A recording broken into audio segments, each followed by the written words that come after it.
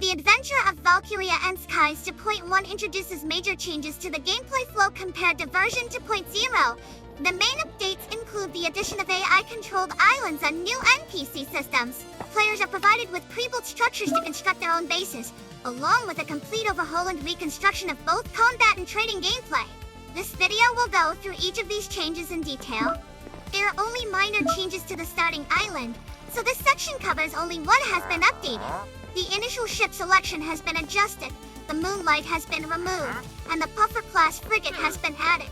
A new guild block has been introduced in the team creation room. This block will spawn an NPC with a task as a fallback mechanism. More details will be covered in the later mission section. Do not destroy this block. The gameplay progression begins when you first open the adventure shop or the adventure daily. Before that, the world level remains at 0 and no enemies will spawn.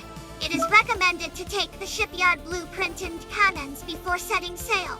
After setting sail, complete the FTB prologue chapter in the first quest in the adventure of Valkyriens to gain the ability to locate plains and forests. Once a plains biome is found, FTB will provide a modular tunnel bore machine. Choose a suitable location for your base, then use the defense protocol to grant all team members spawn protection. During this period, use the tunnel bore machine to level the terrain. After flattening the area, place the pre-built structure residential, and load the shipyard blueprint and cannons into it to begin printing your first pre-add building. Wait until the residential structure is fully printed. Then place the safe's own block, provided by FTB, and open its interface to set a port. Any newly placed safe's own block must have a port manually configured to take effect. The safe's own block has also been updated. A new item, the safe's own expander, can increase its coverage area. Simply hold it and use it on the safe zone block. Before using the expander, make sure to set the port, otherwise the expansion will fail. Next, print the remaining prefab structures to complete your base. Place the safe's own block inside buildings whenever possible, as leaving it exposed may result in it being destroyed, except for the residential building. Every structure contains either a guild block or a way station block. Guild blocks spawn quest NPCs, while way station blocks spawn trading NPCs. In guild buildings, you can find quest NPCs that refresh available tasks periodically. Click the checkmark to accept a task, which can then be viewed in the Adventure Daily. After completing a task, check it off in the Adventure Daily to receive the reward. Be careful not to accidentally press the Delete Task button next to it. Unwanted tasks can simply be ignored. They will refresh automatically after some time. Task rewards are delivered to a new block, the Team Repository. Players need to construct a structure similar to Loot's Albager within their base. Sneak and right-click to bind it to the team. Then supply it with a redstone signal to retrieve the task rewards.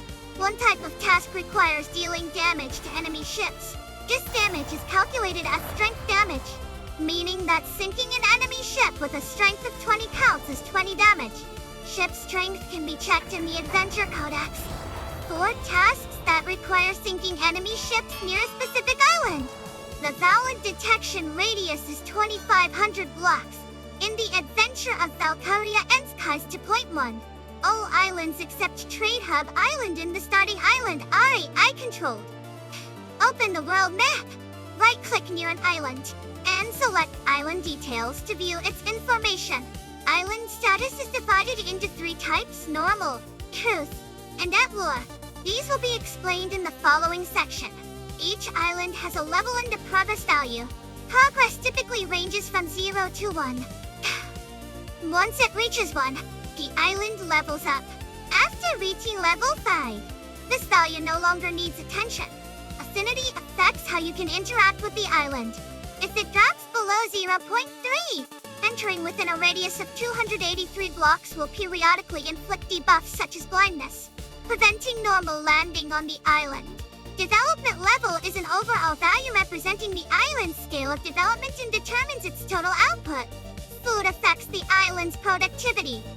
Funds support development, and a portion of them is awarded after winning battles against the island. Productivity influences the construction and upgrade speed of buildings. Highly aggressive islands will actively reduce their affinity toward you. Attractiveness and natural resources determine the quantity of various outputs. There are multiple types of buildings on islands. Airports store aircraft. Aircraft currently do not participate in combat and cannot be purchased. Factories produce specific materials. Parts stack ships. Higher levels allow more ships to be stationed. Shipyards construct ships. Barracks are the most unique building type. Under normal conditions, they do not upgrade. But once they have a level, A islands may actively declare war on players. This will be covered in the combat section. There is a very small chance that an AI island spawns with a level 1 barracks. When a building's progress reaches 1, its level increases, up to a maximum of level 5. AI island trading has been integrated into the trade center. Trade goods are now divided into food, building materials, luxury goods, mechanical parts, and ship steel. Each island's factory produces one of the latter for categories. The lower right section of the island details page shows the resource quantities of that island. Islands tend to sell goods they have in surplus and buy those they lack. Prices for buying and selling goods are now fixed and no longer affected by periodic fluctuations. Inventory levels directly influence island development. An abundance of building materials accelerates construction and upgrades. Luxury goods provide an overall development bonus. Mechanical parts speed up aircraft production. Ship steel accelerates ship construction. As a result, trading is no longer simply about buying low and selling high, but about meeting the needs of different islands. Player actions will directly impact a high island development. When your affinity with an A island reaches 0.65, you can purchase ships docked in its port through the trade center. When your affinity with an island is below 0.3 and the world level reaches 2, you can hold a declaration of war and initiate war from the island details page. After declaring war, a combat zone will appear at a location on the map. You must travel there to gain control of the sea. Located on the mini-map and right-click to view battle details. The indicated range represents the combat radius. Do not leave this area.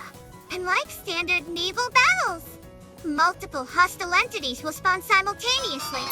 Within the combat zone, spawning is not affected by respawn protection, and the number of concurrent enemies is capped at a set limit. Currently, the only combat type is naval warfare, though more types may be added in future updates. Elite ships or vessels from the AI Island shipyard may deploy into battle. Once destroyed, they are permanently removed, will not respawn, and can no longer be purchased. This is reflected in the shipyard. Remaining time is measured in minutes. And it reaches 0, the battle ends forcibly and results are calculated based on battle progress. Progress ranges from 1 to 1. Reaching either extreme also ends the battle. Destroying enemy ships increases progress. If enemy ships move too far away, they will despawn. Upon despawning, their remaining health is evaluated. Above 50 health reduces progress. Below 50 health increases progress. The magnitude of change depends on remaining health. A progress value of 1 indicates total player victory. 1 indicates total AI Island victory. Between 0.2 and 0.3 is a draw. Between 0.3 and 0.6 is a minor player victory. Between 0.6 and 1 is a major player victory. The island suffers damage if its level is above 3. It drops by 1 level and its upgrade progress resets. Buildings above level 3 drop 1 level. Aggressiveness decreases randomly. Between 0.2 and 1 indicates a island victory. In this case, depending on progress, the A island gains bonuses such as building upgrades.